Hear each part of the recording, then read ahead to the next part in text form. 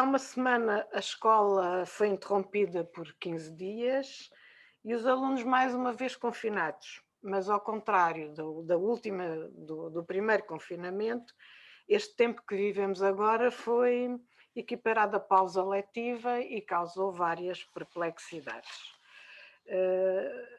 A tragédia regressou, a experiência do ano passado tinha feito pensar em alguns aspectos do que podia ser uma escola de futuro, em que poderiam estar em transformação a função do professor, mais preocupado com a organização das aprendizagens, com menos transmissão de conhecimentos. Também o ofício do aluno com mais autonomia e com mais pesquisa e desenvolvendo competências que são muito importantes para o futuro. E evolução também da casa como um lugar de aprendizagem. Digamos que a função da casa mudou bastante. E o papel dos pais, sobretudo o papel dos pais, mudou muito nesse tempo. Muitos deles tantas vezes criticados pelo afastamento da escolaridade dos educandos, e quem trabalha em escolas já ouviu isto muitas vezes.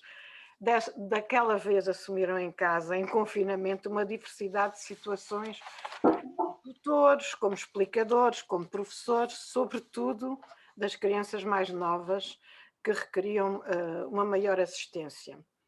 E houve experiências que nos devem fazer refletir, com as quais devemos aprender, mas a repetição do primeiro confinamento era de afastar a todo o custo pelas desigualdades que gerou, mas também pela desorganização causada na vida de todos.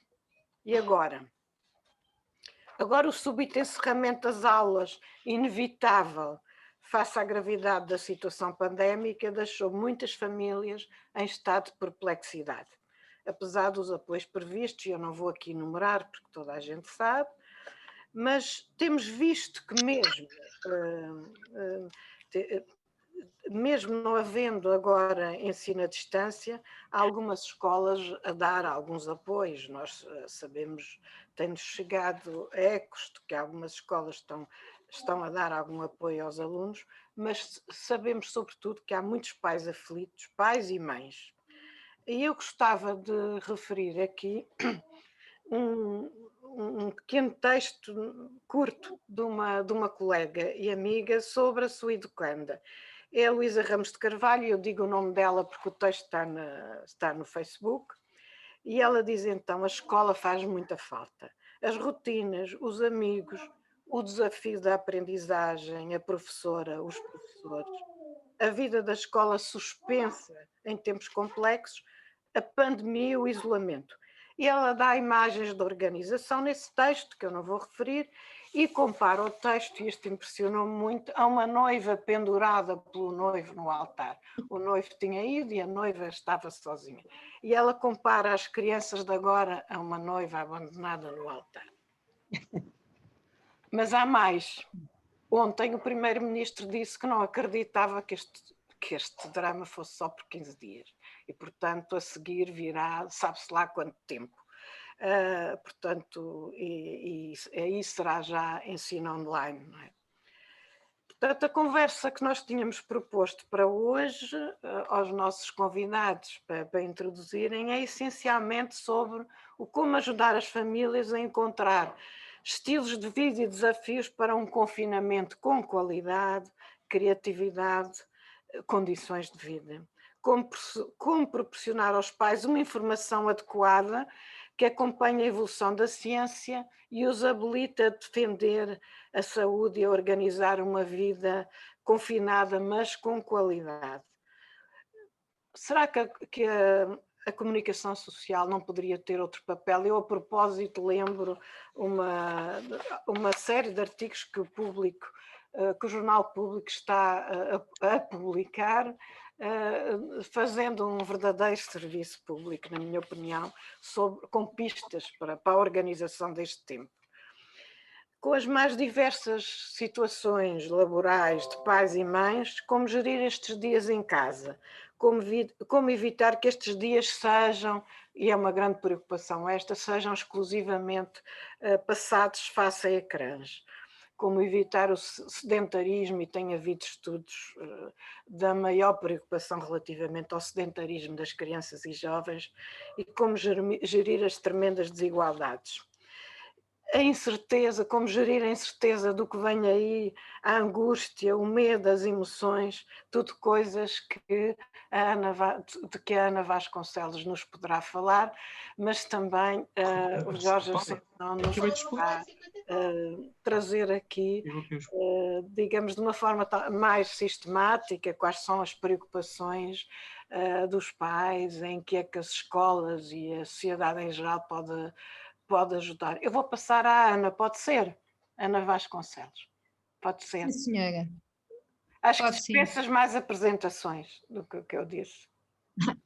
Não, eu agradeço imenso a Ani ter acedido a este meu desafio, e o meu desafio é mais para pensar convosco do que propriamente para vos dizer algumas coisas sobre... Desculpa, Ana, desculpa. Ana, desculpa, eu esqueci-me de dizer que esta ideia começou por um desafio da Ana, de facto. Pronto. E eu vou explicar os desafios que eu... O primeiro desafio, esta segunda pandemia tem posto os miúdos muito mais aflitos que a primeira. E miúdos que não teriam psicopatologias estruturais estão, ainda hoje eu estive a fazer consultas de manhã bastante, estão a entrar em medos, em ansiedades.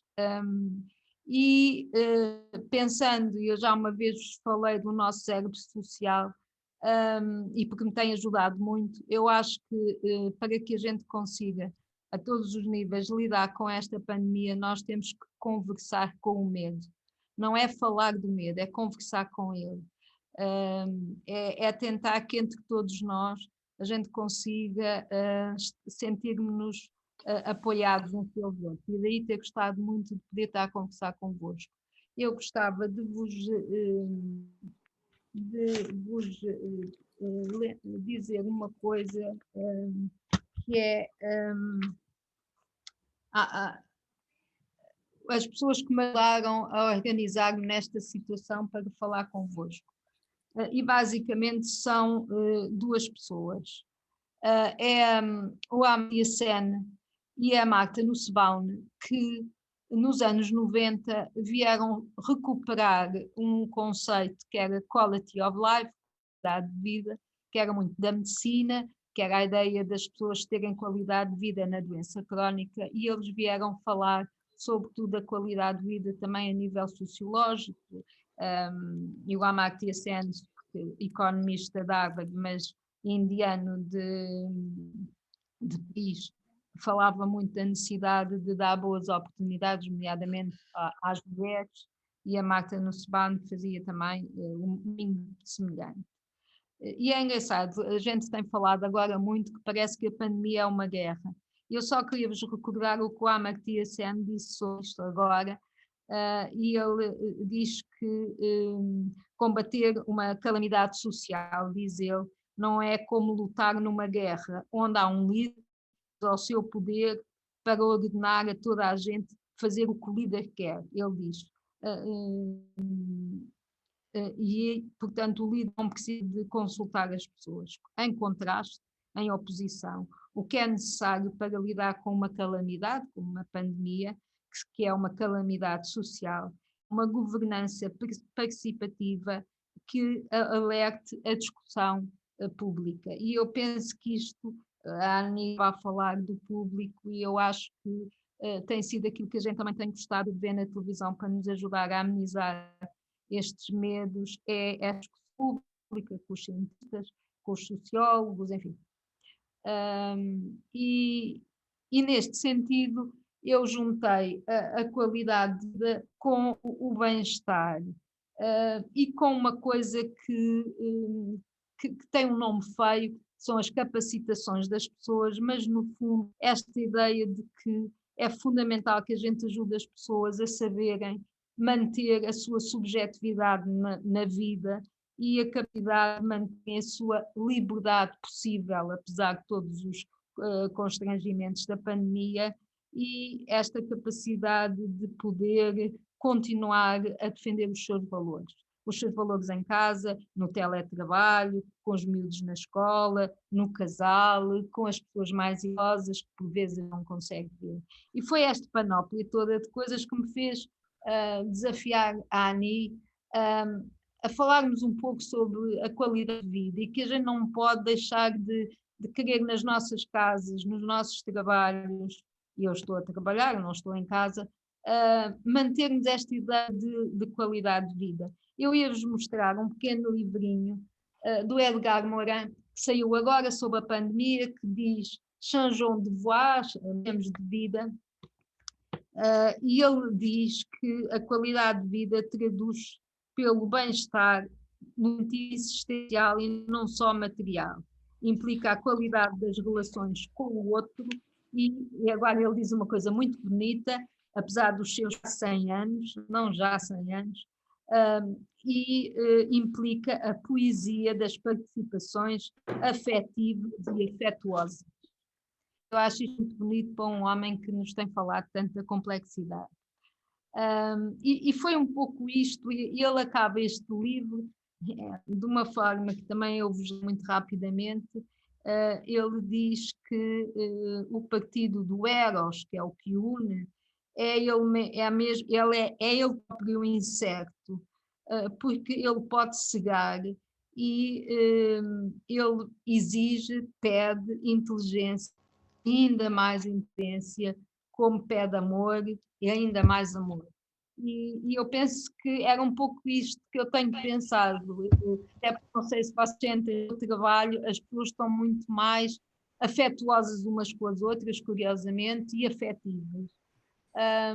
E enfim, o Edgar Morin é um sábio que a gente sabe todos que nos tem ajudado imenso, e eu pensei que ele falava desta qualidade de vida e era isto que eu vos queria falar um pouco.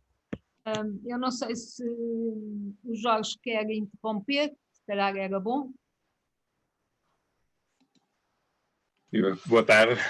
Interromper, não interrompo, mas já que a Ana dá a palavra, assim posso dar aqui alguma noção daquilo que nos chega e que nós vamos percepcionando. Eu quando a Ana Betancourt e o Adelino, que também está aí a assistir, me convidaram, eu comecei a pensar o que é que eu posso falar, de facto, disto da qualidade de vida. Sobretudo por uma razão muito simples que nos bate à porta todos os dias. É que a qualidade não é percepcionada por todos da mesma forma. Eu ia lhe pedir para chegar mais perto, que eu pelo menos estava a ouvir mal. E agora ouvem bem? Agora está bem, está bem. Muito bem.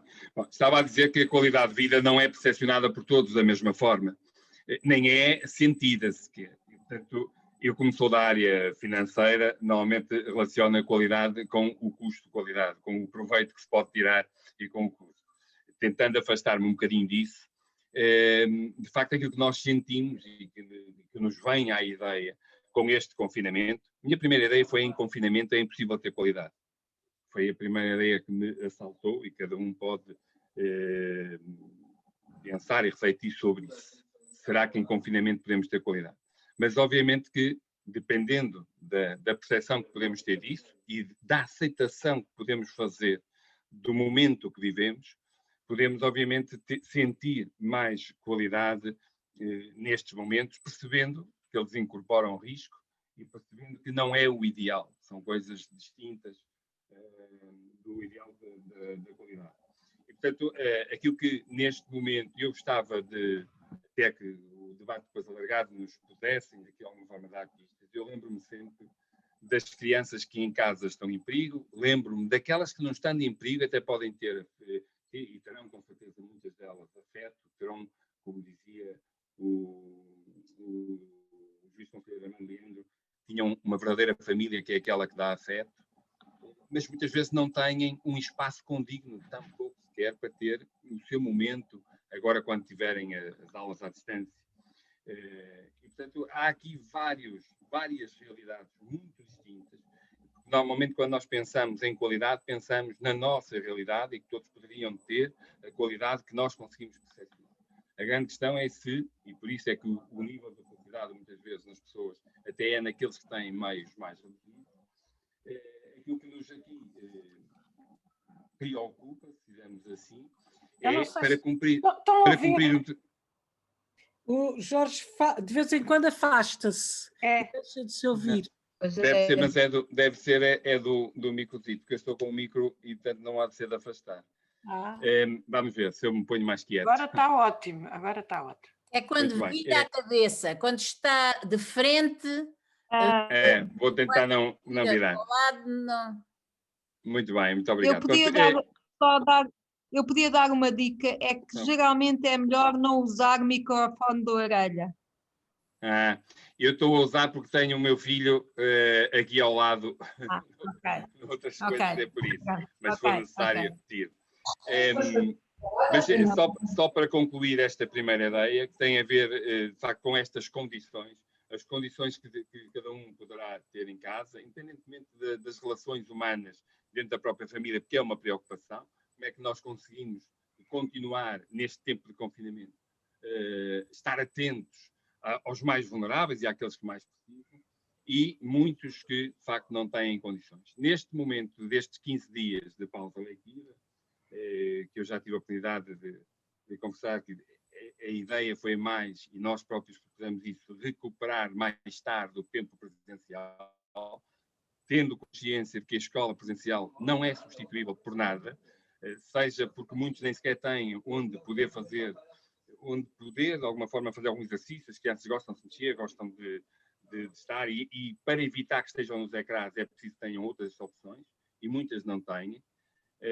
Nós temos, de facto, de nos preocupar com isso. Mas agora, quando vier o ensino à distância, há, para além disso, um objetivo que vai ainda trazer mais ansiedade e mais angústia para aqueles que têm mais dificuldade, para a conciliação do tempo, que muitas famílias têm que fazer no teletrabalho, a compreensão de que as famílias, acompanhando os filhos, orientando-os, ajudando-os a organizar o tempo, se possível a gerir algum tipo de emoções, não têm que estar a assistir, nem têm que ser eles a substituir o professor nesse acompanhamento. E por isso é que é muito importante também refletirmos, quando falamos neste ensino à distância, de emergência, remoto, o que lhes quiserem chamar, o que é que está a acontecer na relação professor-aluno em muitos casos desta situação.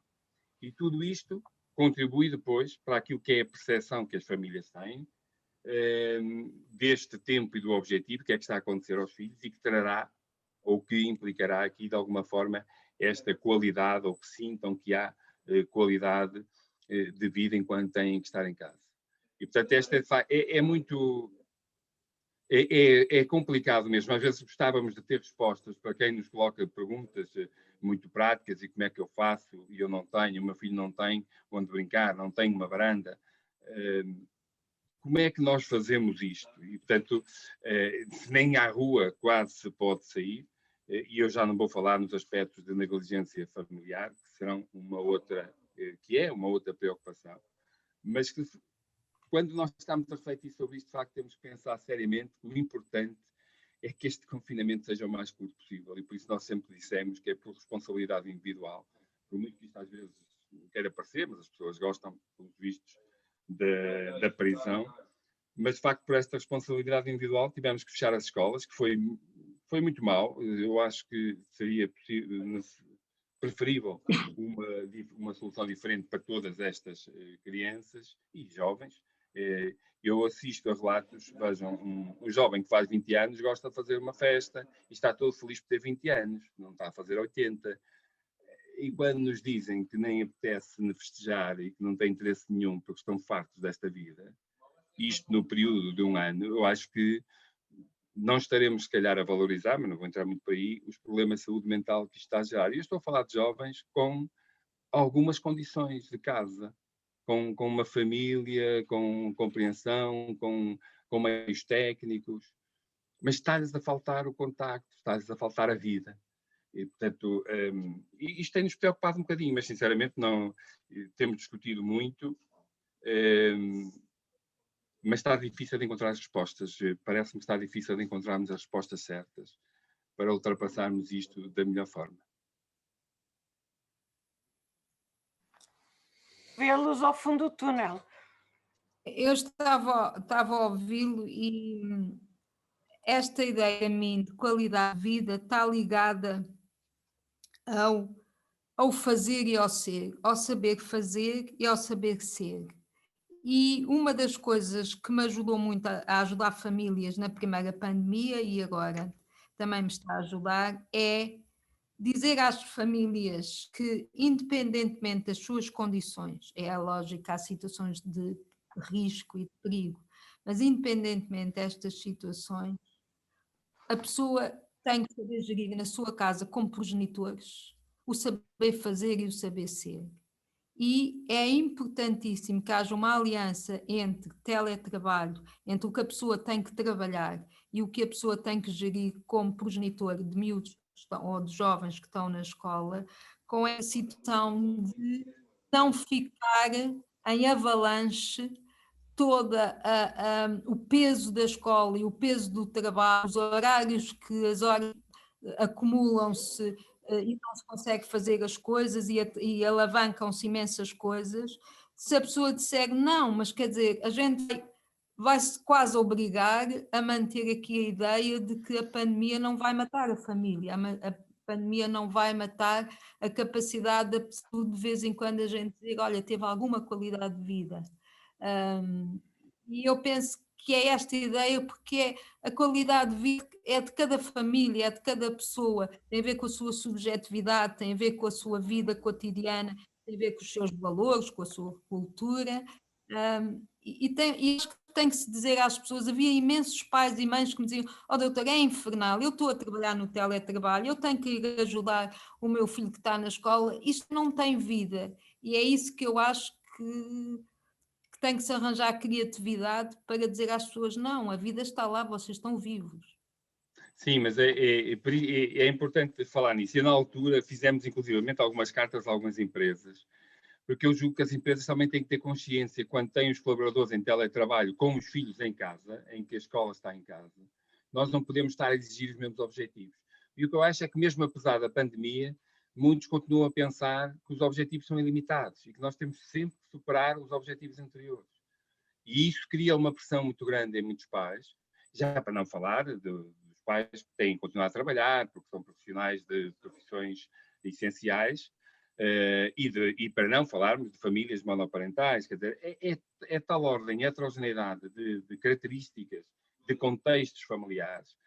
De facto, se os pais e as mães procuram ajuda e bem, já não é mau, significa que são conscientes e que é preciso aprenderem também a gerir este tempo, este espaço e esta emoção.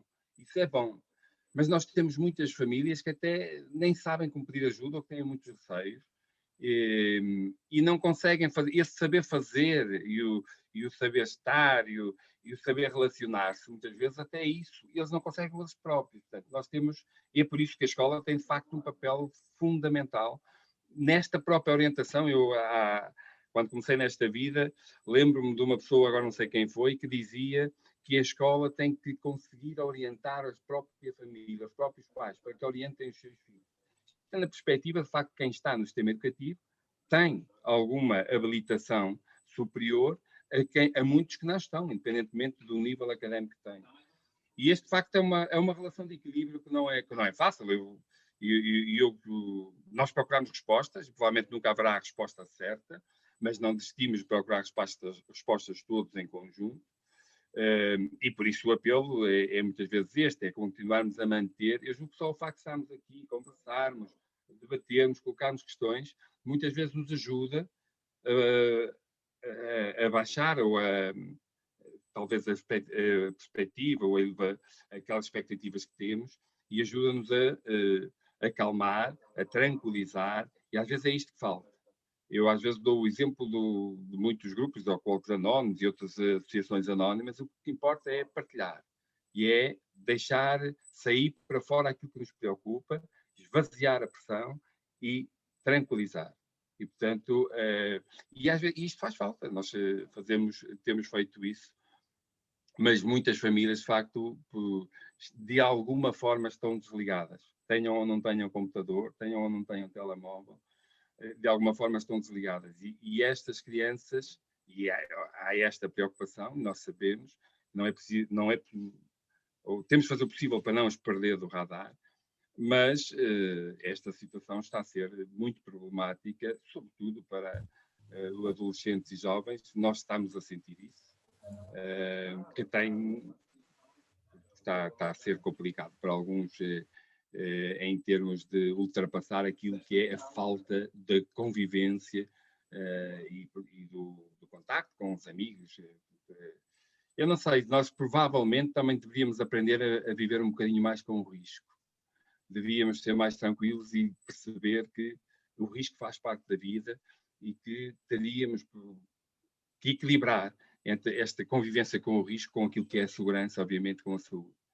E estávamos a entrar a comunicação social, de alguma forma, também ajudou aqui a ampliar o alarmismo, e eu julgo que as pessoas já estão dispostas, algumas, eu tenho recebido algumas mensagens, que nós não estamos a defender a segurança dos meninos, não sei o quê, que as pessoas já estão dispostas a fecharem-se, ponto. Fecham-se.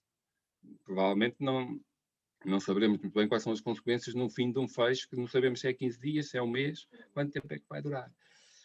E aqui é importante ouvir, de facto, especialistas da área da saúde mental, para nos ajudarem a encontrar melhor este equilíbrio e a gerir melhor todas estas angústias e estas emoções. Há uma coisa que eu gostava de dizer, é que o teletrabalho da pandemia não é o teletrabalho das normas que foram feitas para o teletrabalho que estão na nossa lei. A nossa lei protege muito mais as mulheres, protege muito mais as situações de risco.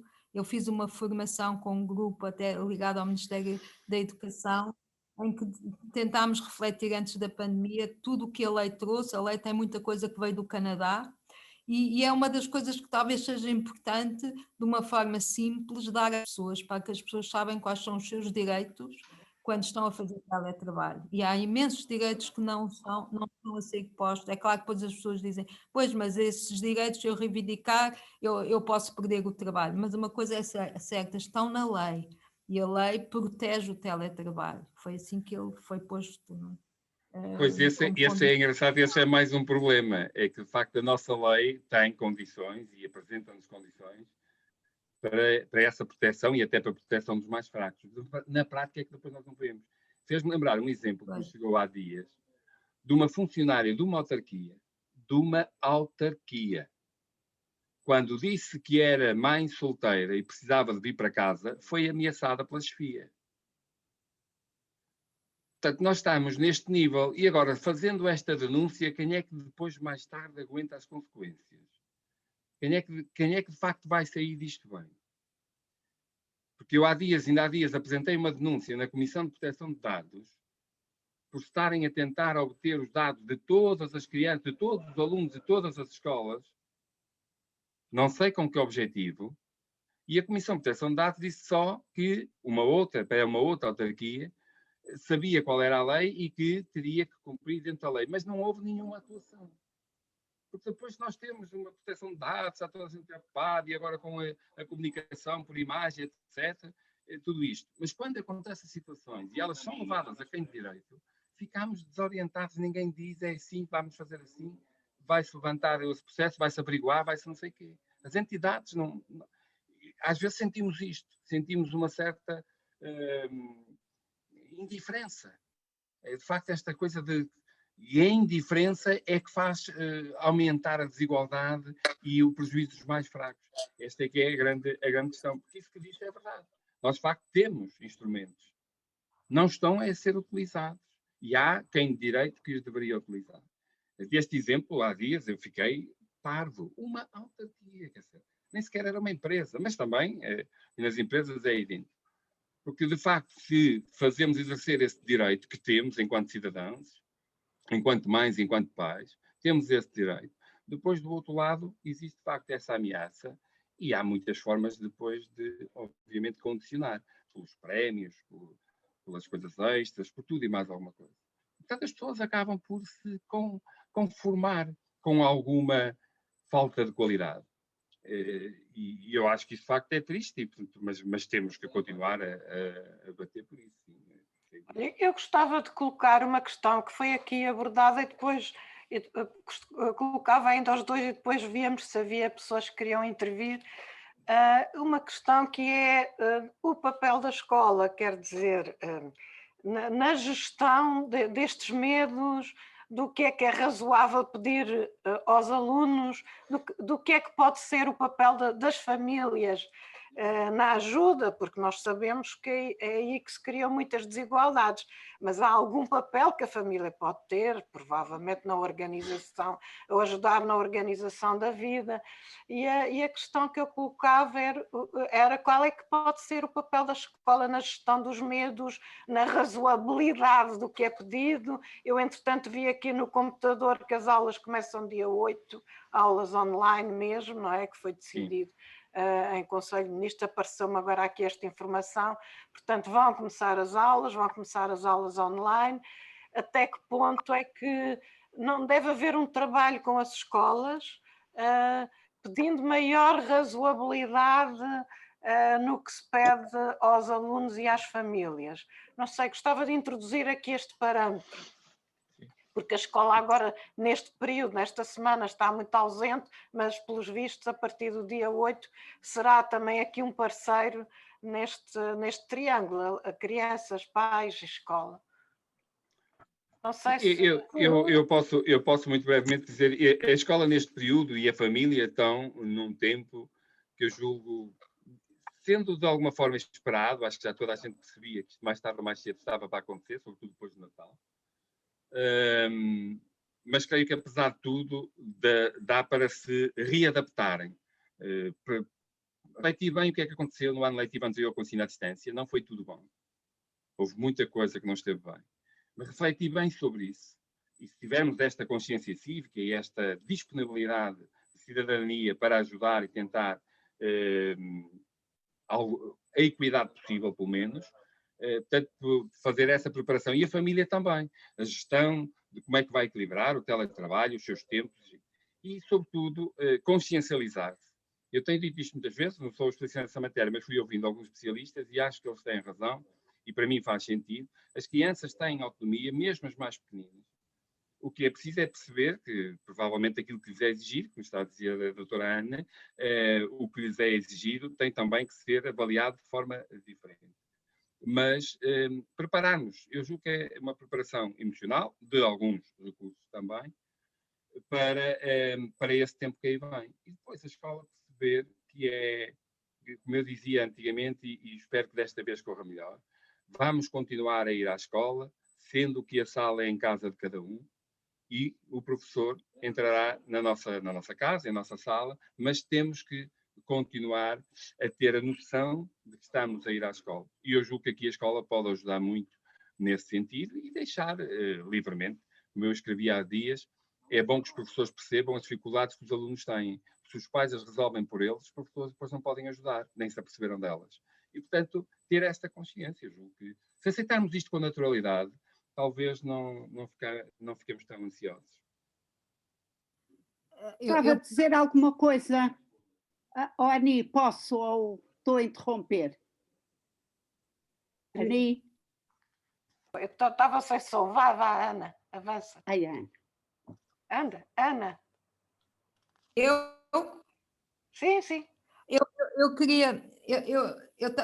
Eu ia pegar na preparação emocional, porque a preparação emocional de todos nós está alicerçada na capacidade de empatia com o outro, ou seja, de nós estarmos todos disponíveis para ouvir o ponto de vista do outro.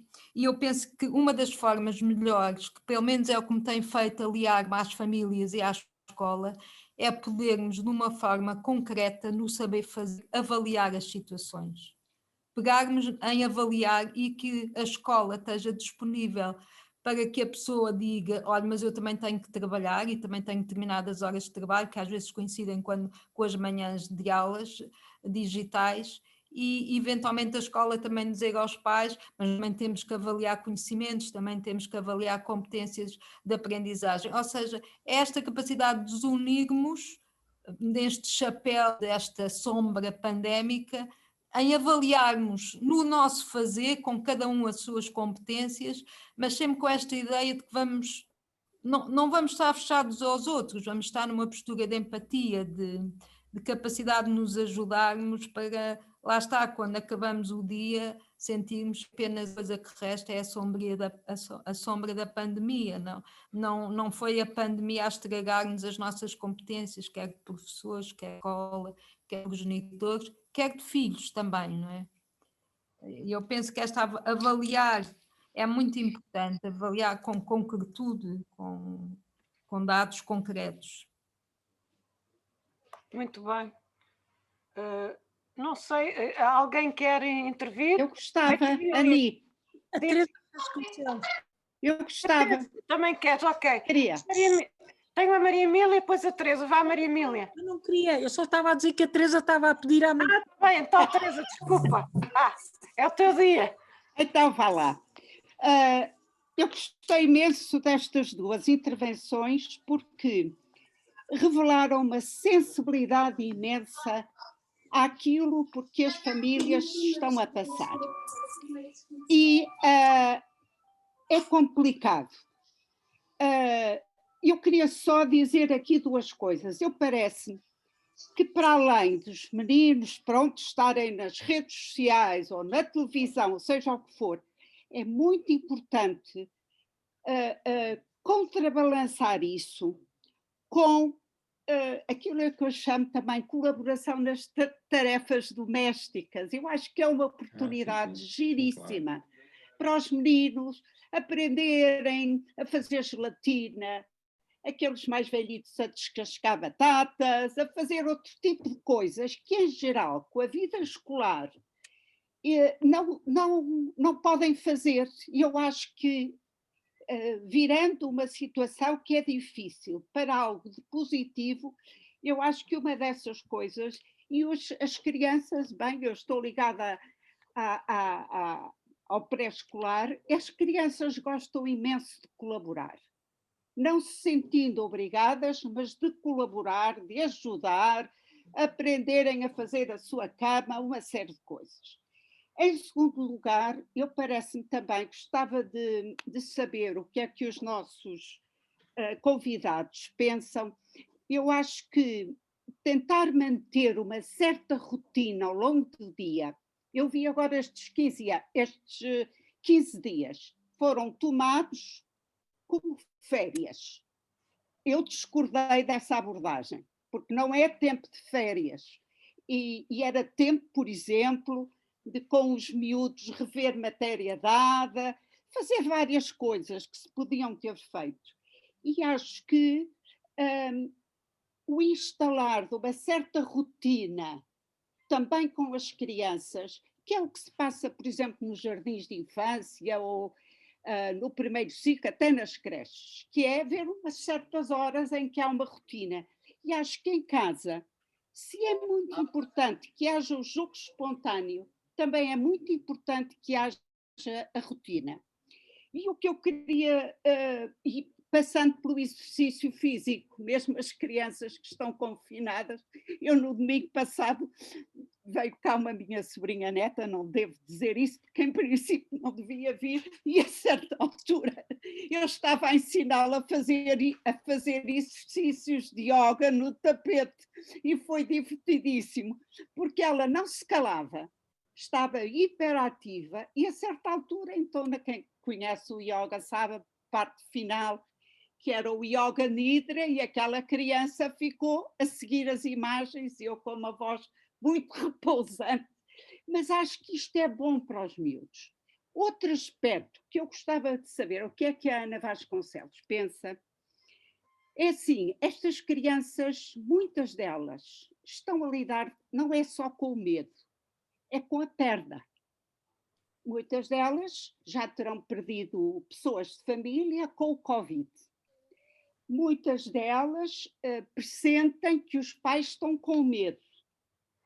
como é que se pode viver com as crianças isto em termos, e eu lembrei-me disto porque uma minha irmã fez para os sobrinhos netos uma família de fantoches e em vez de haver o lobo mau, havia o Covid mau. E então a brincadeira toda era que estratégias as crianças podiam usar para fazer face ao Covid mau. Eu não sei se isto está certo ou errado, mas gostava de ouvir a vossa opinião. Será que o próprio jogo simbólico não poderá ajudar as crianças? E esse, em princípio, o jogo simbólico é feito com autonomia. Eu respondo rapidamente com aquilo que comecei. Eu acho, e é o que eu também uso na minha clínica e perante muito do que disse aparece na clínica. Eu acho que nós temos que ajudar as pessoas a conversarem com o medo, independentemente da sua idade. Quer com história, mas falar do medo e falar, por exemplo, houve muitas situações em que me pediram ajuda porque os jovens, os miúdos, a partir dos 10 anos, estavam muito felizes por não ver os avós e tinham medo de contaminar os avós. Havia imensos miúdos que os pais continuavam a ir almoçar ao domingo com os pais e eles estavam em pânico porque tinham medo de levar o Covid.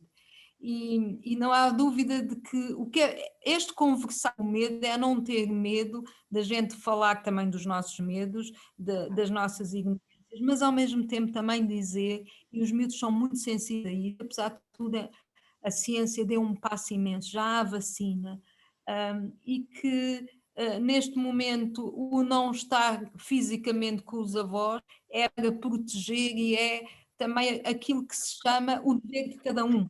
Se calhar a pandemia trouxe muitos deveres e se a gente lê várias das pandemias antigas que aconteceram no mundo, havia muito dever, cuidado de respeito cívico. E eu penso que está com o medo. Hoje um miúdo dizia-me isso, dizia-me, fez-me bem porque estivemos aqui a falar de coisas que eu tinha medo que a minha mãe ficasse triste e ficasse, que eu falava dos meus avós e aqui consegui falar sobre isso e das saudades que tenho, ou seja, eu acho que nós também éramos uma cidade que estávamos muito arredadas dos riscos e dos perigos, como dizia há pouco o Jorge, e temos que perceber que a vida é frágil e com muitos riscos. E se calhar os miúdos são fortes para isso, e a gente também tinha aquela ideia da proteção demasiada dos miúdos. Ora, os miúdos têm imensa autonomia no pensamento, dão-nos imensas dicas, e eu penso que é conversar sobre as coisas, não é? Não ter medo de conversar sobre elas. Eu não sei se vocês conhecem, eu penso que sim, porque é um documento da Organização Mundial de Saúde e da Unesco e da Unicef, que é um conto que está espalhado em 100 e tal países sobre o Covid que se chama O Meu Herói És Tu. Não sei se conhecem. Não conhece. É fundamental mandar isso para as casas. Eu agora mando a todos os miúdos, porque é um texto que não é nada poesias só, traz imensas dicas, é concreto, que é outra coisa muito importante, sobretudo até aos 10 anos, que são coisas concretas, e de metáforas que ajudem a diluir este medo, que não é simbólico muitas vezes, e aí tem toda a razão. E eu acho que foi isso que me fez pensar e dizer à Anione, temos que conversar com o medo. Nós próprios aqui estamos a conversar com o medo. Não sei se... Espera aí. Não sei se alguém quer intervir. Estava a ver aqui o Carlos Neto, não quer... um desafio. Não quer intervir, não quer... falar-nos das suas reflexões, que têm interessantes reflexões sobre estas questões. Claro que quero. Olá, Carlos. Olá, está bom? Muito boa tarde a todos e a todas. Eu estou a ouvir com muita atenção estas excelentes intervenções que foram feitas até agora sobre a análise e a caracterização desta situação existencialmente perturbadora, inesperada e também incerta. Mas gostaria de agarrar no conceito que o Jorge Ascensão e também a doutora Ana Vasconcelos estavam a falar do problema do risco e o medo. E eu acho que uma das estratégias mais interessantes que os pais principalmente até à puberdade, poderiam de facto implementar é uma maior consciência de trazer presente o corpo físico, isto é, o corpo que se mexe, o corpo que é ativo, a brincadeira ativa, no sentido desse corpo estar presente e não ausente, em local incerto, porque, de facto, o que me parece é que há uma preocupação excessiva sobre as aprendizagens escolares, uma preocupação também, obviamente, importante sobre a saúde mental, mas ninguém fala da saúde física. E eu, quando regressei agora à escola, em junho, o que eu verifiquei é que as crianças estavam com sentimentos de solidão, por outro lado, com falta de autoestima, também uma situação de falta de socialização, uma regressão muito grande nas aprendizagens motoras, nas competências motoras, e uma coisa que me preocupou imenso é que as suas energias vitais acumuladas estavam numa grande desorientação. E, portanto, é preciso também olhar para estas linguagens do corpo e brincar muito e ser muito ativo dentro de casa. E eu concordo que se, como a Teresa estava a dizer, que se coloca algumas rotinas, não é que o brincar tenha agenda, não tem agenda, mas, obviamente, que durante o dia se poderia implementar, quer em casa, à volta de casa, sair para a rua, nos arredores, que eu saiba não está proibido de utilizar o espaço público, está proibido de se permanecer no espaço público. Mas, portanto, diria que, não acreditando numa visão cartesiana, porque não estou a favor dela, mas numa visão, de facto, como dizia o nosso cardeal Tolentino Mendonça, não é? O corpo não está separado do cérebro, não é? Mas que não se perca esta ideia de que nós habitamos um corpo que necessita de se mexer para existir com qualidade e com um sentimento de positividade. E, portanto, o brincar, seja simbólico, seja social, mas, acima de tudo, o jogo de atividade física é uma variante que eu considero absolutamente essencial neste confinamento em casa, porque quer na escola, como sabem, inacreditavelmente as crianças foram confinadas dentro da sala de aula. De facto, esse confinamento, em vez de ser desconfinado para o exterior e a sala de aula vir para o exterior, as crianças ficaram confinadas dentro da sala de aula, quietas, sentadas e caladas, e, portanto, eu acho que é necessário utilizar o espaço da natureza e também o espaço de casa, mas de uma forma ativa. Eu tenho aqui um neto de 3 anos e meio em casa e ele salta pelos sofás, fazemos um playground na cozinha, com garfos, com colheres, com facas, andamos a jogar aos jogos das escondidas todo dia e eu vejo feliz. É possível criar felicidade dentro de casa. Acho que é possível, mas temos que olhar para um corpo que não está só de uma forma demasiadamente patológica, tentando que eles aprendam coisas que não servem para nada, e dando mais importância num estado de confinamento ao prazer de ser, ao prazer de existir como corpo. Era esta a contribuição que eu gostava de dizer até agora. Muito obrigado. Muito obrigada. Alguém quer reagir? Eu, entretanto, chamo a atenção que perguntaram a referência do livro, mas já está no bate-papo. Se toda a gente quiser ver, está lá a referência exata. Acho que toda a gente pode ver. Não sei se alguém quer reagir. Eu quero reforçar um bocadinho o que disse, que eu gosto sempre de ouvir, até pelo entusiasmo. Eu acho que as pessoas devem falar com aquele entusiasmo e convicção no que acredito. Eu, por acaso, até tenho escrito a preocupação com a saúde física também. Física, saúde mental e social. Temos falado muito disso. Mas aqui trazer esta nota. É engraçado aquilo que o Sr. Cosneto agora disse, e é curioso a preocupação que muita gente teve quando este tempo foi de pausa letiva, porque não havia a aprendizagem cognitiva. Quando há tanta coisa, de facto, para poder aprender e fazer, e o brincar, e agora havia, para além da adaptação. Portanto, acho que isso que é importante e é de realçar, mas que aquilo que se passou para as famílias, e nós temos sentido muito isso em algumas famílias, é que, de facto, as crianças correm um grande perigo saírem de casa e têm que estar completamente protegidas. Elas não se metem dentro de uma redoma completamente fechadas, porque não. E, de facto, existe esta preocupação, esquecendo todas as outras vertentes que o professor aqui falou, mas também agora dar nota de uma... E eu insisto muito nisto, de facto vai ser um problema, acho eu, está a ser um problema, porque o neto, o Sr. Carlos Neto, ok, e muitos netos têm essa felicidade de ter os avós que podem e que sabem, sobretudo que sabem. Mas se nós pensarmos, por exemplo, em muitas zonas de habitação, que mesmo quando saem para a rua, provavelmente tinham que agendar a hora a que sai cada um, isto começa a complicar muito o sistema, não é? É óbvio que podem sair, mas complica por causa da ideia de que nós estando na rua e estando mais do que um, ou estando em grupo, corremos de facto este risco. E que existe se não houver os devidos cuidados, como é óbvio. E portanto há sempre... E é importante nós percebemos que isto é possível fazer, eu também acho que é possível ser feliz, apesar de tudo, e é tal percepção sobre o nível de qualidade que eu falava no início, nós podemos ser felizes se soubermos estar bem com aquilo que temos no momento, o que é possível, e utilizar da melhor forma, e é preciso também conseguir chegar, isto preocupa de alguma forma, que é chegar a alguns, mas mais a alguns pais que acham que não têm condições, que acham que é impossível, que o impossível existe, mas é possível lá chegar. A ideia que Teresa Vasconcelos há bocadinho falou, acho de facto interessante, é que a ajuda nas atividades domésticas, claro.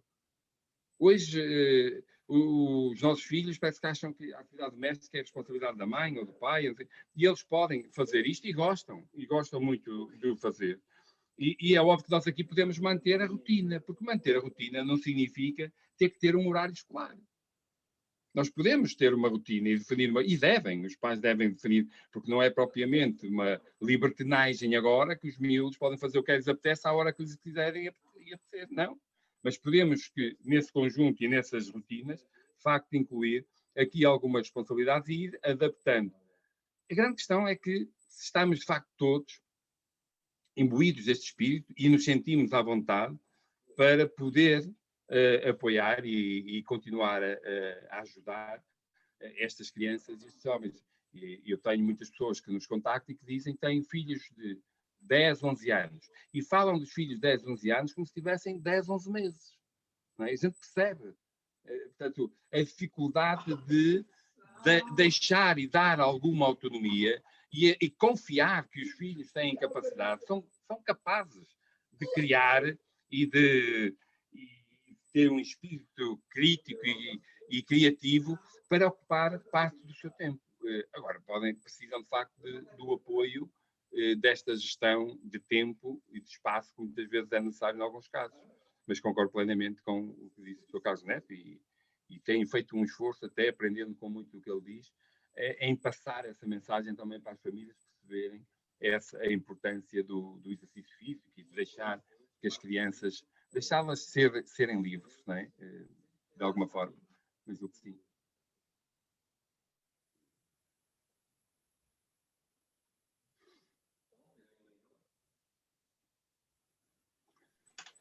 Não sei se posso intervir. À vontade. Eu estou sem som. Bom, seguindo, diga. Faz favor, quer intervir? Gostava de intervir. Era se pegar um pouco nas palavras do Jorge Ascensão, quando ainda há pouco se falou em rotinas. Eu acho que mais do que rotinas, e isto é um dos conceitos que as famílias perderam, é o chamado conceito de disciplina. Okay? As crianças têm que ser habituadas a ter uma disciplina. Quem é que manda em casa? O que é que cada um deles tem que fazer? Esse é um fator extremamente importante.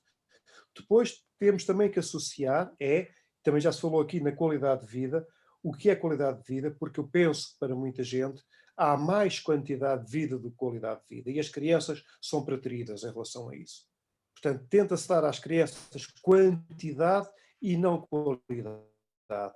E a qualidade de vida está, como é que eu posso avaliar? Quem é que tem mais qualidade de vida? Uma criança que vive na aldeia ou uma criança que vive na cidade? Quem é que tem mais campos para poder andar, para poder sair dentro deste confinamento?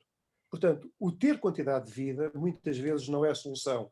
E o problema que nós temos, eu acho que é um problema estrutural, um problema que não é de agora, não é deste ano, não é do ano passado, nem sequer tem 10 anos, é capaz de ter mais do que 50 anos. E seria bom refletirmos nisto, porque esta pandemia é aquilo que temos, esta há de passar, mas seguramente outras virão. E se não aprendermos com esta para as próximas, a nossa sociedade vai estar muito mal. Muito Eu há bem. bocadinho não disse uma coisa, só num minuto, que a Teresa também levantou e que é muito importante, que é o medo que nós estamos a passar aos filhos. Eu acho de facto, e por isso é que eu falo desta questão do saber viver com o risco, de falar do medo e encará-lo com naturalidade, faz parte da vida, dizia a doutora Ana, e é verdade. Mas sente-se muito isso, sente-se muito. Estamos apavorados e passamos esse medo aos filhos. E isso não está a fazer bem a ninguém. É uma pescadinha rabo da boca, é uma bola de neve, e de facto eu julgo que é preciso encarar isso com mais naturalidade, porque a próxima pandemia, dizem os especialistas, não há de demorar mais 15 ou 20 anos a chegar, não é? Portanto, aliás, veja-se o que está a acontecer com o gelo, e portanto sabemos bem quanto o gelo retinha muitos vírus lá, e agora eles vão chegar aí a qualquer momento. Mas é assim, pronto, que seja uma aprendizagem. Mas ainda pegando na situação do medo, eu lanço uma pergunta que é: quantos pais deixam os filhos ir a pé para a escola? Ou quantos pés deixam os filhos vir a pé para a escola? Cada vez menos. Cada vez menos. Infelizmente, cada vez menos. Eu vivo numa aldeia, eu vivo aqui perto dos Salesianos de Manique, minha casa à escola é um quarto de hora a pé, a minha filha vai e vem a pé para a escola. Exceto quando está a grandes cargas de água. De resto, vai e vem, mas conta-se pelos dedos das mãos quantas crianças vão e vêm a pé da escola. Sim, cada vez menos. Os pais não estimulam isto. Portanto, a grande culpa está em nós, pais, que não estimulamos esta alta Nós tínhamos, quando o meu filho estava no primeiro ciclo, eu ando muito a pé, e vou ao supermercado a pé, parece aqueles, posso ir para sacas, eu gosto muito de andar a pé, e eu e a minha esposa também, os meus filhos acompanham, mas eu noto que eles já têm mais resistência a andar a pé do que o que eu tinha, né? Eu fazia a pé quase, mas isto só para dizer, há pessoas, e eu não vou dizer a profissão, não importa, mas quando ele estava no primeiro ciclo, eu lembro, chocava-me, para andar 100 metros, pegavam no carro para ir para a escola. 100 metros. Nem sequer eram 500 metros. 100 metros. Portanto, são exemplos, de facto, que às vezes ficam, não consigo perceber como é que há pessoas para andar um bocadinho, por todas as razões, pelo ambiente, pela saúde física, por tudo. E estou a falar 100 metros, estou a exagerar. Todos os dias pegavam no carro para ir para a escola, andar 100 metros e depois voltar para casa. Portanto,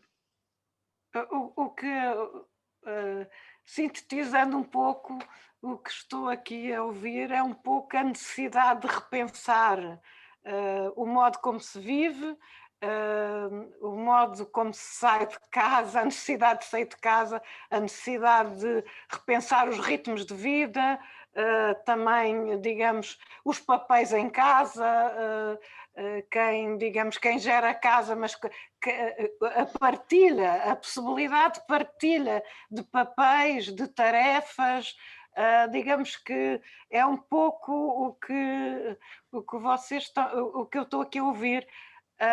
Eu gostava de colocar uma questão. Eu estou muito preocupada com esta conversa que eu tenho ouvido ultimamente, de que é preciso recuperar tempo. E, portanto, este tempo agora passou a pausa letiva porque é preciso recuperar tempo. Mas recuperar tempo para quê? E eu tenho muito medo que daqui saia também, digamos que o que se tem que aprender a metro. É preciso tanto tempo para recuperar tanta matéria. O mundo não é assim, nós estamos num mundo diferente. É muito importante saber o que é essencial. E vocês têm estado aqui, o que eu tenho estado aqui a ouvir, tenho estado aqui a ouvir falar de aprendizagens que são muito importantes. Aquilo que a escola vai ter para oferecer a partir do dia 8, devia também sofrer uma reflexão. Eu gostava de ter quando começou o outro confinamento, falei com algumas miúdas e tive uma miúda de 12 anos que me disse o seguinte: o que está a acontecer no mundo é assustador, os professores deviam falar connosco sobre isso para nos ajudarem. Quando a preocupação é dar a matéria, ficamos tristes a pensar que o mundo vai acabar. E o receio que eu tenho é que, não sei se me estou a fazer explicar bem, é que o que vem aí com esta contagem dos dias de aula que é preciso recuperar é que não seja as saídas, que não seja o corpo, que não seja o desenvolver as competências que o mundo hoje, de que o mundo hoje precisa, como para defender inclusivamente o ambiente, a sustentabilidade, todas essas questões, mas que seja outra vez os programas a metro que entram por um ouvido e saem para o outro, como a gente sabe, não é? Muito, em grande parte. Portanto, estamos num mundo diferente, se calhar era preciso pensar a escola de uma maneira diferente, não é? O tempo que falta, pensar o que é essencial que as crianças pensem e não pensar que esta escola nos próximos tempos pode ser igual à de há 2 anos, não pode ser. Tem que ser uma escola diferente. Tem ou não tem? É a minha questão. Eu gostava de ter a palavra, se fosse possível. Eu estou a ouvir alguém pedir a palavra. Vou colocar o vídeo. Não estou a ouvir. Eu sou uma mãe e que também pertence a uma associação de pais, mas neste momento gostava de comunicar como mãe. Consegue falar um bocadinho mais alto? Consigo. E dizer o seu nome, que eu não estou a ver. O meu nome é Teresa Ferreira. Ok, já vejo. Teresa Ferreira. E eu gostaria de, neste momento, nós recebemos da Associação de Pais o convite da Confederação das Associações e com muito gosto, mas neste momento era como mãe que eu gostava, após a sua intervenção, de também dizer-lhe como mãe de uma criança de 10 anos, neste momento de 11, porque já os concretizou. As crianças, por mais que possam ter a agilidade para as novas tecnologias, que hoje em dia eles têm, mas eles de qualquer forma ainda precisam de algumas bases, porque não foram crianças também formatadas de computador, não é? Porque são crianças que são seres vivos e que necessitam dos pais, e muitas delas, a minha filha, falo pela minha, tive que lhe dar muito apoio o ano passado após a pandemia. Neste momento pode estar autónoma, mas nós sabemos, como já foi referido, que algumas não têm essa autonomia, mas são crianças que também precisam de algum apoio emocional, e esse apoio também passa por nós. Mas se eu estou em teletrabalho e o pai também, não temos que arranjar, e temos arranjado, e poderemos dizer isso. Mas agora, voltando à sua questão, à sua intervenção, em remodelar a aprendizagem, e eu aqui não estou a criticar nenhum professor nem ninguém, mas eu estava aqui a ouvir-vos, isso aí porque estava o Ministro da Educação a falar e eu quis ouvir. Quando me diz que ainda nem sequer está repensado, vamos ver o calendário para ver as provas de aferição para crianças de 5º ano, no 7º ano, isto tudo, acho que isto tem que ser tudo um pouco revisto, até aos próprios testes, porque as crianças, está a chegar o tempo, e eu tenho uma criança de 11 anos, no 5º ano, que me questiona como é que vai ser os meus testes. Eu nunca fiz online, por isso esses medos agora vão começar, porque já foi dito hoje, que a partir do dia 8 irá ser. Eu acho que nós temos muito que partilhar todos, quer desde pais a Ministério da Educação, com professores, porque todos nós temos experiências diferentes de crianças diferentes. E eu deixo, pronto, só esta dica, peço desculpa, e vou deixar os participantes falarem. Obrigada. Muito bem. Eu gostava também de, se puder. Faz, claro. Quem é? Ana Ana Maria, sou professora e tenho estado a ouvir com atenção todas as intervenções, e da experiência que eu tenho, lembrei-me de contribuir com o seguinte: quando dizem que a gente tem a oportunidade agora de online chegar às casas dos alunos, se é uma oportunidade rara e nunca vista, porque sempre se disse que havia falta de contacto direto entre os professores, a escola e a família. Simplesmente creio que não seria para dar aulas. E quando se diz aqui que os rapazes e as raparigas deveriam aprender a fazer a cama, deveriam aprender a pôr a mesa, deveriam... pronto, as lides da casa... eu pasmo como é que isso não é introduzido na vida deles, e se por acaso isso não está introduzido na vida deles, pode ser uma oportunidade de aprendermos de fazer aprendizagens a partir, efetivamente, das ausências e daquilo que eles precisam de fazer. E, portanto, e não estar, como foi dito aqui muito bem, eu peço desculpa, não me lembro de quem disse isto, com essa preocupação da matéria, mas a gente está a ver exatamente neste momento que a situação pandémica nos vem dizer que a vida está acima de dar matéria. O que é isso de dar matéria? Alguém me sabe explicar o que é dar matéria? Há coisas muito mais importantes e os exames estão aqui a ser completamente esvaídos, não é? de conteúdo, de valor, não é? O valor dos exames, todas essas parafernálias invenções da educação do século passado, ou de há 2 séculos passados, sei lá. Tem que haver coragem por parte dos pedagogos e dizer isto não faz sentido neste momento e vamos mudar isto, temos a oportunidade de mudar isto. A tal possibilidade online não é para dar aulas. Quem julga que vai dar matéria, acho que está enganado.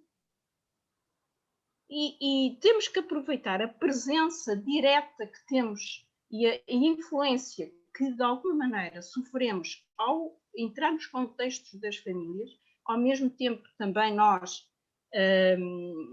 recebermos esse impacto, sabermos adaptar isso às aprendizagens. As aprendizagens fazem-se das crises. É das crises que surge a identificação das necessidades que existem. E não é o ensino retrógrado de há 200 anos, sempre a mesma coisa, sempre está sentados numa cadeira, são o prolongamento das mesas e das cadeiras, o que eles veem é a nuca do colega da frente. Desde quando é que esse estar em sala de aula proporciona aprendizagens do quê? Para haver aprendizagens tem que haver movimento. Não se pode estar parado 10 horas seguidas, que é o caso dos profissionais. Ali, olhar sempre para um boneco, que é uma luz branca, e não há capacidade para ouvir, não há capacidade para nada, a não ser depois ir para casa e memorizar aquela treta toda para despejar nos ditos testes, nos ditas fichas, nos ditos exames. O que é que isso interessa neste momento? Este momento é crucial para o pedagogo aproveitar a mudança que vai ter que fazer. É porque continuam a resistir, ansiosos, têm de dar matéria e a matéria que não foi dada. Mas qual a matéria que não foi dada? O que é que isso interessa? Para as inquietações e para as angústias, para os medos, para a solidão, isso não interessa para nada. Nada. E eu guardo isto há vários anos dentro de mim e agradeço a oportunidade, parece que estou zangada, não estou zangada com ninguém, de poder dizer isto, porque quando se diz isto é um escândalo. Mas isto é que é a realidade. Abrir a pestana. A realidade, o estado da educação não depende da pandemia em termos negativos. Muito obrigada. Eu gostaria de intervir também, se fosse possível.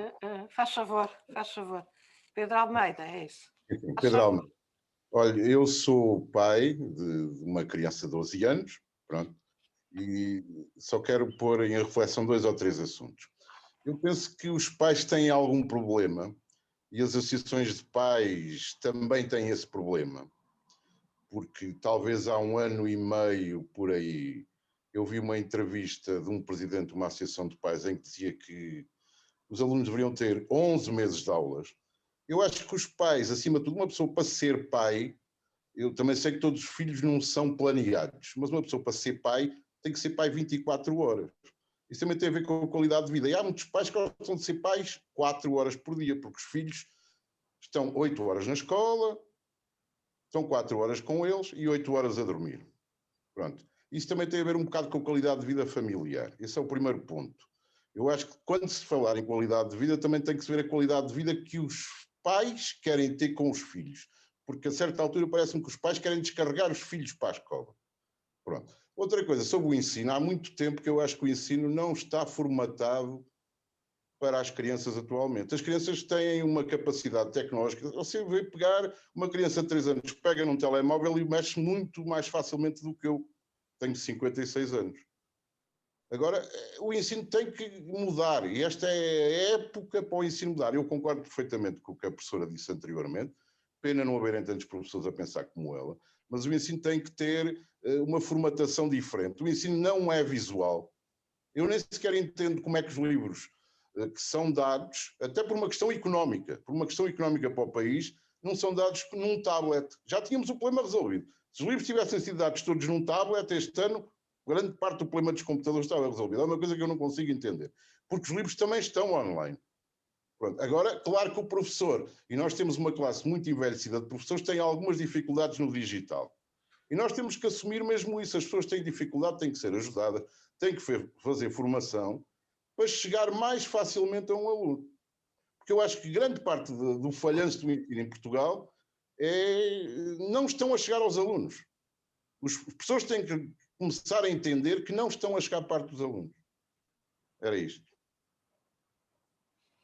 Muito obrigada. Mais alguém? Dou a palavra aos nossos convidados, de Ana. Ani, há aqui uma mensagem da Ana Fernandes que diz que queria ainda dizer uma coisa que não acabou. Ana Fernandes. Ana Fernandes quer... Sim, ela quer acabar. Ok. Obrigada, obrigada, Teresa. Eu sentia que eu estava... já tinha repetido algumas coisas. Estava a acabar um raciocínio e fui interrompida, de repente começou outra pessoa a falar. E pronto, é só para partilhar que não gostei muito dessa rapidez com que me puseram. Não percebi isso, peço desculpa, mas não percebi. Pronto, ok. Não percebi que ainda queria falar. Não, eu queria acabar o raciocínio. Faz favor, faz favor. Pronto, já me tinha repetido um bocado, mas estava a abordar várias situações de mudança, não é? Por um lado, o que existe já não satisfazer, e isto é fazer um pouco de síntese, as pessoas aceitarem isso, confrontarem-se com isso e pensarem, isto não serve mais, vamos mudar. E, por outro lado, aproveitar a situação online e o contexto das famílias e desenvolver aprendizagens a partir daí. Se a pessoa está dentro dos conteúdos, ou lá o quê, tal matéria, a pessoa sabe dar a volta até a partir de fazer um bolo ou a partir de fazer uma limpeza da casa. É possível desenvolver os ditos conteúdos. E, portanto, é urgente que se faça isto. E esta partilha, realmente, este encontro é bom para que as pessoas possam realmente partilhar sensibilidades. E eu já há muitos anos que eu penso estas coisas e nunca vi tanta oportunidade de o dizer como neste contexto e especificamente nesta oportunidade. Obrigada. Muito obrigada. Ani, eu queria dizer uma coisa. Faz favor, esta professora Ana Fernandes, é que eu estou aqui a gerir um bocado o som e vou tirando o som quando ouço que há um ruído. E neste caso, houve uma pessoa que entrou e eu fui logo tentar tirar o som e isto tem um elevador, uma coisa, e acabei por tirar o som à Ana Fernandes, que eu peço imensa desculpa. Como ela se calou, a Ani continuou. E, portanto, a responsabilidade é minha, mas foi sem querer. Peço-lhes desculpa. Obrigada. Foi um problema tecnológico, desculpe lá. Pronto, eu julgo que a Ana Vasconcelos queria falar. Querias, Ana? Eu só queria dizer uma coisa de tudo o que estou a ouvir e para tirar algum contributo para mim e para o que eu faço. Que uma das coisas que às vezes eu acho que nos esquecemos, quer pais, quer professores, quer pedopsiquiatras, por mim falo também, parece que nós não temos confiança na responsabilidade dos miúdos, independentemente da idade deles. Os miúdos são responsáveis desde que a gente atenda à idade deles, desde que os respeite na sua idade.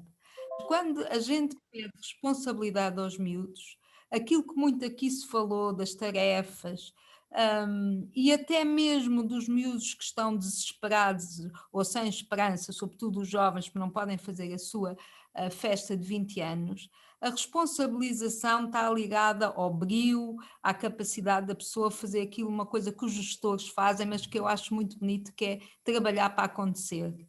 E eu acho que muitas vezes, talvez porque nós próprios adultos temos pouca confiança uns nos outros, esquecemos-nos de dar confiança à responsabilidade dos miúdos, com a sua autonomia, com a sua idade, enfim, com as suas incapacidades, às vezes chegam já a um pensamento simbólico, conceptual, mas desde os miúdos pequenos até aos miúdos grandes, e quando uma família funciona bem, a gente vê que eles têm competências e que essas competências vêm porque os pais lhes deram a responsabilidade de as poder fazer, sendo depois valorizados e emendados quando fazem a asneira.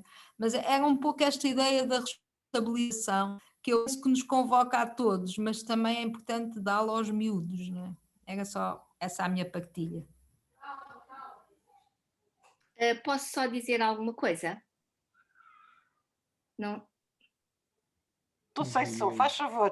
Posso falar, sim. Era só para deixar aqui uma pequena nota. Eu gostei muito de ouvir o professor Carlos Neto e partilho com ele essa ideia de que é essencial que a escola, que neste momento nós estamos a viver, que não se esqueça essa vertente do corpo e da necessidade das crianças e dos jovens saberem que, apesar de estarem confinados, há um estar em casa, um exercício, um andar de um lado para o outro, etc., que não pode ser esquecido. Eu gostava só de partilhar aqui convosco uma situação que a mim me preocupou muito. Eu sou professora e trabalho com jovens desde o 10º ao 12º ano, e no confinamento que nós tivemos, eu fiquei muito preocupada com o seguinte: as aulas que nós lecionávamos síncronas, muitas delas nós não víamos a cara dos alunos, porque os alunos estavam com os vídeos desligados, alguns não tinham, outros não queriam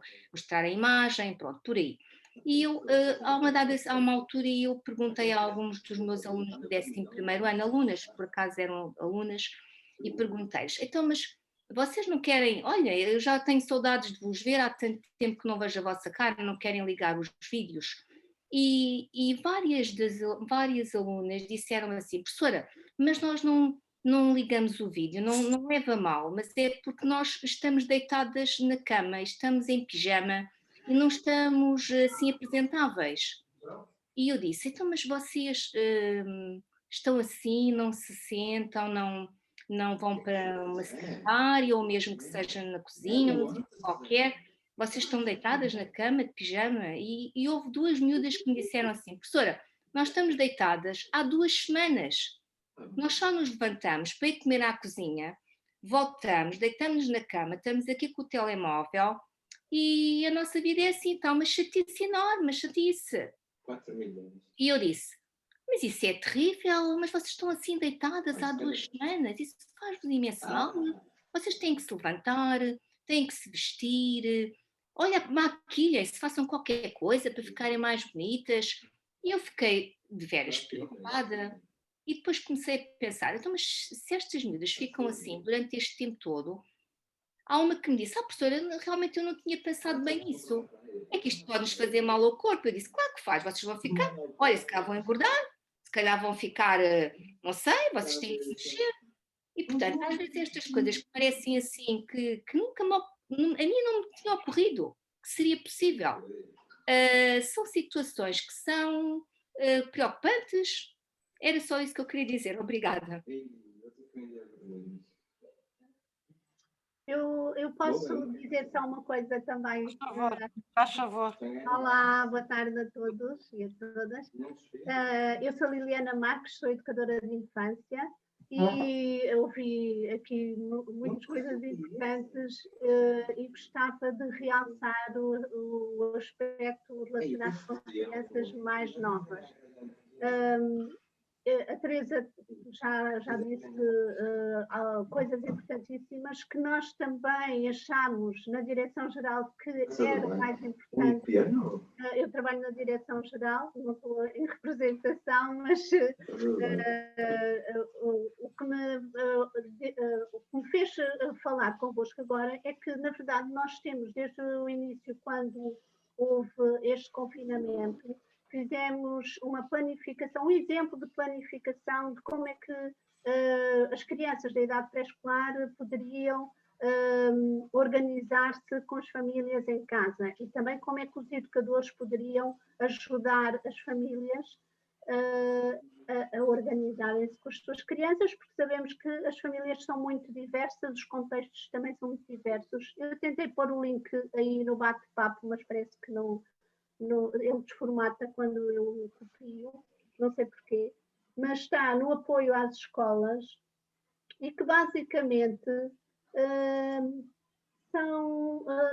realçam os aspectos importantes da vida das crianças nesta fase, que é o brincar, que é o partilhar a vida de casa com a família, de integrar as rotinas diárias, de fazer outras atividades que eles gostam de fazer e até ensinam os pais a fazer, porque faziam no jardim de infância.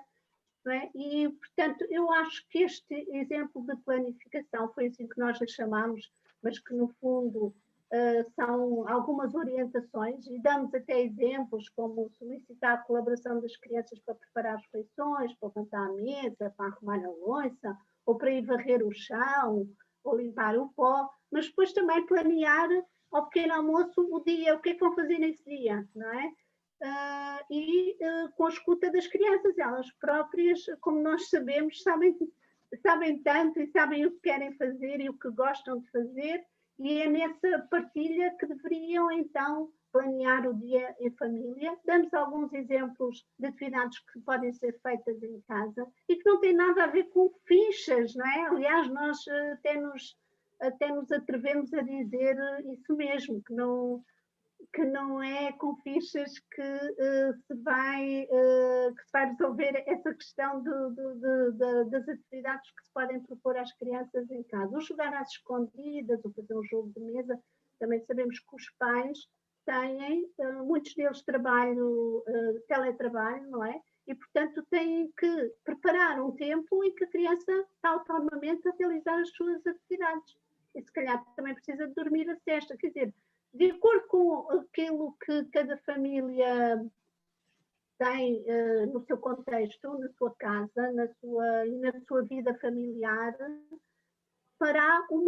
organizará uma rotina que traz segurança para a criança, porque prevê o que é que vai acontecer no seu dia-a-dia, e também despertar para a hora da conversa, do conto, porque as crianças, então na primeira fase, não é, devem ter ficado muitas delas assustadas com o que estava a passar, e portanto esse diálogo, essa conversa, o tranquilizar as crianças e ouvir falar dos seus medos, como diz a doutora Ana Vasconcelos, e com toda a razão, eu acho que é uma parte muito importante e que se calhar precisávamos divulgar mais isto às famílias, porque algumas famílias também não sabem como é que o han de fazer, não é? É a primeira vez que se encontram numa situação destas tão tempo, não é?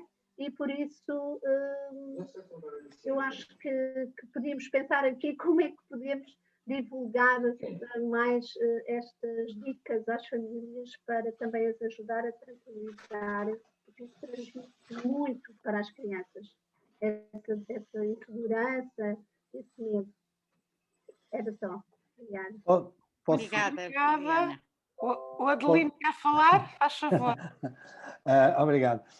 Boa noite a todos. Estou a gostar muito de ouvir todas as intervenções, mas gostava só de salientar aqui duas ou três questões. E elas têm muito a ver com aquilo que disse o Carlos Neto, o meu colega Carlos Neto, e aquilo que diz o Jorge, e ao mesmo tempo a Ana Vasconcelos, que é, se calhar era chegado o momento de ouvirmos mais os alunos, até porque é mais fácil ouvir. Agora eles até se podem esconder, não abrindo a câmara, e ouvir aquilo que eles têm para dizer. Eu tenho falado com vários alunos ao longo deste período de confinamento, até porque já não estou a dar aulas, já saí há uns tempos, e e de facto é muito interessante ouvir aquilo que eles têm para dizer. Por outro lado, eles estão ávidos de serem desafiados. E porquê é que não se fazem desafios? Porquê é que não se promovem desafios? Ouvindo-os e promovendo desafios, talvez seja uma forma de os libertar um pouco daquilo que são aqueles pensamentos que nós pensamos que podem ser terríveis, mas libertá-los para poderem transmitir aquilo que lhes vai na alma, aquilo que lhes vai na cabeça, mas ao mesmo tempo para desafiá-los a promover não só uma atividade, qualquer que ela seja, interior, dentro de casa, fora de casa, mas ao mesmo tempo dentro da sua cabeça. Penso que é fundamental. E eles têm muito mais coisas para dizer do que aquilo que nós pensamos, como disse a doutora Ana Vasconcelos. Obrigado. Obrigada, Adelino. Eu, antes de dar por encerrado, estamos a chegar ao fim, mas vou dar a palavra ao Jorge Ascensão e à Ana Vasconcelos. Não sei se querem dizer alguma coisa. Não sei se a Ana quer... Eu posso... Diga depois. Eu primeiro quero agradecer os contributos, porque estou a ouvir, como disse a doutora Ana Vasconcelos, e a absorver as questões e os exemplos que dão para poder partilhar. Mas eu queria... Olha o som, olha o som. Ok. Não posso lhe dar para o lado. Mas eu quero focar aqui 2 ou 3 aspectos que me parecem importantes. E vou começar pelo início. Estava a pensar se começar pelo fim ou pelo início. Mas quando nós falamos, eu de facto concordo com a doutora Ana Bettencourt, quer dizer, o tempo não se recupera. Nós, quando muito, podemos recuperar uma corrida, mas o tempo é impossível voltar a ir buscá-lo, que já passou.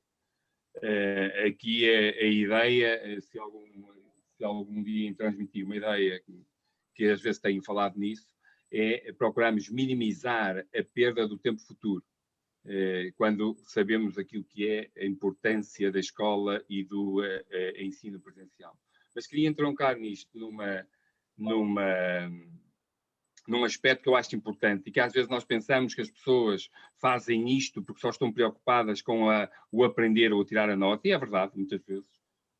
E eu lembro-me bem, tenho dito várias vezes, a primeira reunião de pais no 10º ano, que o diretor de turma nos diz, a partir de agora é valer. Isto quer dizer muito. Isto quer dizer muito. E, de facto, enquanto nós tivermos um sistema de avaliação que classifica para selecionar e para segregar, que é o que nós temos no sistema de avaliação, não quer dizer que todos o pratiquem da mesma forma, mas é isto que o sistema está montado. Obviamente que o ensino básico e secundário está limitado em muitas coisas que se vêm fazer. Eu assisti a projetos que as escolas trabalham até março, abril, e março, abril param, para não perder o comboio dos ratings. E começam a trabalhar um outro tipo fazem um outro tipo de trabalho para alcançar melhores avaliações. Isto está muito entroncado e é por isso que é importante termos a noção. Porque que, aqui alguém referiu, já não me lembro se foi Ana Fernandes, porque que às vezes os professores estão preocupados com o currículo? Porque que eles estão preocupados em cumprir a matéria? E normalmente o que está a acontecer é no secundário. Isto acontece normalmente no secundário. Portanto, eu acho que de facto era bom cada vez mais sermos uma voz para alterar o paradigma de acesso ao ensino superior e para alterarmos o modelo de avaliação que temos no ensino. Era muito bom pensarmos nisso. Porquê que as pessoas têm esta reação? Não é porque são estúpidas, muitas vezes. Não é por isso. É porque estão impelidas a isso. Eu julgo que nós às vezes temos que também ter a humildade de acreditar que os outros também são inteligentes e também pensam. E quando dizem alguma coisa que nos parece absurdo, em vez de apontarmos o dedo, perceber se aquilo faz sentido. E esta questão, muitas vezes, do currículo, das aprendizagens, da avaliação, de muitas coisas que se dizem, é importante percebermos. E é por isso que eu ouvi, quando o Pedro Almeida falava e a Teresa Ferreira também, que foi uma mãe e um pai aqui a falar, e obviamente esta preocupação que agora nós vemos, estamos a acompanhar e aprendemos, ainda bem, quando a Teresa diz que agora a filha já tem mais autonomia, ainda bem. É bom que nós tenhamos essa consciência e esse ganho nessa autonomia, e depois vamos desvalorizar os testes, de facto, assim como aos pais incutem medo, também incutem a ideia da importância do teste. Temos que também saber desvalorizar muitas vezes a questão de um teste e procurar ajudar a chegar a um professor, e o professor aqui tem uma importância enorme, a importância que teve a Maria Emília Santos nos alunos. Quando ela dá este exemplo, eu fico com eles, porque acho que eu tenho dito, há famílias de facto negligentes e mais ou menos intencional, sabemos que sim. E o professor tem este papel. E muitas vezes os nossos filhos, sabemos todos isso, não ouvem os santos da casa e ouvem melhor alguém de fora. Não é porque muitas vezes, se calhar, a mãe destas alunas disse N vezes sair da cama. Só que não ouvem. E às vezes é preciso até ser um bocadinho mais agressivo para que eles às vezes obedeçam. E por isso o professor tem aqui um papel muito importante. Por muito que às vezes se diga que não, eu acho que os alunos respeitam muito a opinião que um professor dá, sobretudo quando, de facto, é um professor. Eu queria também deixar aqui só mais 2 notas finais sobre o que o Pedro Almeida disse, porque eu acho importante nós distinguirmos aulas de escola. A escola pode ser muito importante e pode até ser interessante se não for só aulas. E, portanto, acho que, de facto, quanto menos não digo, mas as aulas, 11 meses de aulas, não faz sentido nenhum. Mas 11 meses de escola, se ela for uma coisa diferente, pode ser outra coisa. E eu queria também, nisso, que tenho muito cuidado de... Hoje a escola não é propriamente um meio apenas de chegar à informação. É muito mais hoje incentivar e estimular para que os nossos filhos gostem de descobrir e de aprender. E, portanto, acho que não gosto muito, sou da Associação de Pais, reconheço que pode haver aqui um fundo de verdade, mas não gosto muito, é mais uma das situações em que eu acho que às vezes devíamos pensar se de facto os pais descarregam. Eu peço desculpa por estar a referir, Pedro, mas acho que não é justo para pais como eu, que em dias de aniversário estamos a trabalhar com as escolas, estamos empenhados em tudo isto. Há pais negligentes, sim, há negligentes em todo lado. E é por estes filhos que nós também temos que trabalhar para que eles tenham efetivamente uma oportunidade.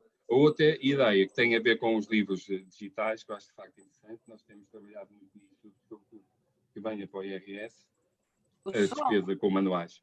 Mas era importante que pensássemos que o livro também, o livro de papel, o livro de papel não tem que deixar de existir, embora o manual digital tenha que ser um passo, nomeadamente para algumas disciplinas, que é muito importante. E terminaria aqui e diria só, porque acho que é importante continuarmos a construir, porque ainda é preciso construir muito. Eu escrevi há dias um artigo longo para um livro que vai sair com uma autarquia em Edelmira, mas e terminei esse artigo dizendo que o que acontece só acontece porque nós permitimos ou porque o desejamos. E estou cada vez mais convencido disso. Nós, se nos envolvermos, como diz o professor Labrinho Lúcio, se combatermos a indiferença e se assumirmos de facto esta responsabilidade de compromisso e de confiança, nós conseguimos. Mas temos todos muitos pensamentos diferentes e temos que os aceitar e temos que os respeitar e crescer em conjunto. Eu julgo que faz muito parte, e tenho visto, sinceramente, e congratulo com isso, e por isso agradeço mais uma vez os contributos aqui dados, porque eu vejo cada vez mais, isso para mim deixa-me orgulhoso, porque vejo cada vez mais esta cumplicidade, esta confiança, esta vontade de, em conjunto, podermos chegar a cada uma das crianças e a cada um dos jovens. Acho isso importante. Deixaria uma última mensagem, de que eu por acaso sei qual é a divulgação que foi feita, que a Liliana Marques aqui falou, mas nós por acaso até podíamos partilhá-la no site da Confap, tem muitas visitas e nós podíamos partilhar. Mas temos de ter sempre consciência, e vou terminar aqui, não queria muito terminar com este exemplo, por isso é que eu não sabia se havia começar pelo fim. Nós temos de ter consciência que às vezes, mais do que esperar que as pessoas consultem a informação, é preciso fazê-las chegar. Porque há vários níveis, de facto, de percepção e de à vontade, muitas vezes, para o relacionamento com a própria escola. E ainda este fim de semana me relatavam de um exemplo de crianças que precisam de alimentação, ambientes complicados, as famílias não sabem como procurar e não há uma vontade proativa da escola em fazer chegar essa informação. E eu estou a dizer isto porque a Associação de Pais, quando relatou, e eu disse inclusivamente à Associação, vamos nós fazer essa informação, e já o ano passado aconteceu que nós descobrimos uma família que tivemos que dizer onde é que tinha que ir, porque os filhos, eram 4 filhos, estavam a passar fome. Isto são muitos exemplos, e existem, porque às vezes ficamos de braços cruzados à espera que alguém nos venha perguntar. Eu sei que nós não estamos a pedir tudo e mais alguma coisa à escola, nós também estamos disponíveis para colaborar com a escola se for necessário, mas há contextos que, em nome das crianças, nós temos que conseguir fazer chegar a informação. E acho que esta informação que aqui está, como trabalhar em casa, o que é que a escola fica a fazer neste tempo, na alimentação e noutros recursos, o diretor de turma pode fazer chegar. E mesmo assim, acreditem que alguma da informação não chegará ou não será lida. Mas pode fazer chegar, através das crianças, essa informação. Sermos proativos, na vontade que a informação lá chegue e que podemos efetivamente ajudar a grande maioria, cada uma das crianças e cada um dos jovens. E pronto, agradecer-vos uma vez mais. Muito obrigado, é interessantíssimo. E parabéns pela iniciativa das inquietações pedagógicas, que acho de facto têm trazido muita reflexão sobre o estado e o futuro, o que é que queremos, em que sentido é que queremos caminhar. E pronto, temos de ter paciência, que isto é lento, é devagarinho. Muito obrigada. Eu vou passar à Ana. Deixa-me só, para não me esquecer, tenho aqui a Teresa Vasconcelos à minha frente a pedir para avisar que 2, 8 dias à mesma hora, portanto às 18, há uma tertúlia com o professor Carlos Neto e a Teresa Vasconcelos. Pronto. Ana. Pronto, queria agradecer a pendência, ajuda-me imenso na minha prática como pedopsiquiatra, mas não queria, porque estamos em pandemia, deixar de vos pedir aqui avisando de uma situação de saúde pública.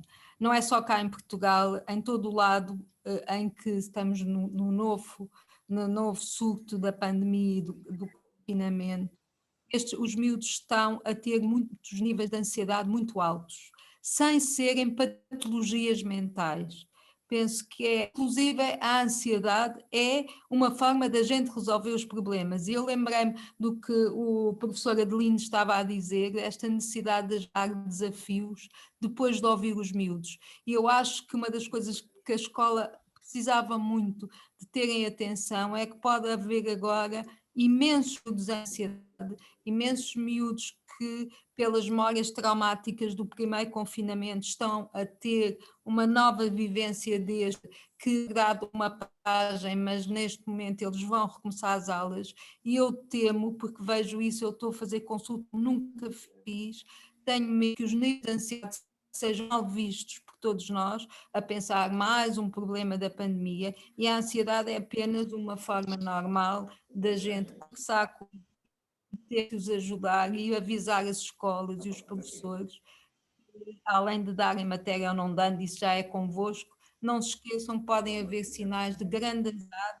e têm que ser remetidos para, vamos falar da tua ansiedade, porque ela pode nos ajudar a perceber melhor o teu problema. E a ansiedade não é só para mandar para consultas ou dar ansiolíticos, é ajudar-nos a ser criativos e a conversarmos com o medo. Obrigada, Ana. Esta ideia do conversar com medo também fica aqui, porque como há bocado esta citação que eu fiz da miúda que dizia que era só dar a matéria e os professores, que eles sentiam necessidade dos professores falarem com eles. Eu só gostava de dizer que de facto ficamos aqui a necessidade desta conversa entre os pais e a casa, porque várias sugestões apareceram aqui que me pareceram muito interessantes para promover a qualidade de vida. Os professores também, as escolas também podem dar sugestões sobre a gestão da escola em casa, sobre a gestão do tempo, sobre esta devia ser uma reflexão partilhada entre os pais e os professores, não é dar instruções, é dar sugestões. Por exemplo, este exemplo que nós tivemos das meninas que estão deitadas, é evidente que eu conheço uma professora que definiu regras para isto, pronto, se calhar os alunos deviam estar visíveis e se calhar, bom, enfim, não vou eu aqui criar as regras, mas dar sugestões sobre modos de vida, sobre a necessidade de gestão desta ansiedade de que a Ana fala, de conversar com medo, de que eu fez muita impressão aquela miúda que dizia que parece que o mundo vai acabar, não conversam connosco e nós precisávamos de conversar sobre estas coisas. Portanto, esta ideia do conversar e depois esta ideia magnífica do professor Carlos Neto de pensar no corpo, de pensar no sair. Portanto, a escola tem muito mais em que pensar, e eu vou acabar com isto, a escola tem muito mais em que pensar do que na matéria que há para dar, não é? Tem muito mais em que pensar. E isto é um grande desafio, porque o tempo não é o tempo de há 2 anos. Nós estamos num tempo diferente e é um tempo que precisa de ser gerido de uma forma diferente. E então fica aqui um desafio também à Confap. Nós não somos ninguém, somos um grupo informal, não é? Mas pronto, no que se puder fazer, no que se puder escrever. Já agora lembro-me que está aqui a doutora Maria Emília Brederó de Santos, há bocado a ouvir, há bocado o doutor Jorge Ascensão falou na questão do acesso ao ensino superior. Tudo vai parar às questões dos exames e do acesso, que é uma questão que a avaliação que o Conselho Nacional de Educação está a trabalhar, e está aqui a doutora Maria Emília, não interveio, mas obrigada pela presença e obrigada a todos, e até daqui a uma semana com o professor Carlos Neto, Teresa Vasconcelos. E nós todos. Mandem-nos depois o link para nós partilharmos. Mandamos o link. E a Vasconcelos, se tu quiseres continuar, és sempre muito bem-vinda, porque a primeira ideia foi tua. Obrigada a todos. Obrigada. Obrigado.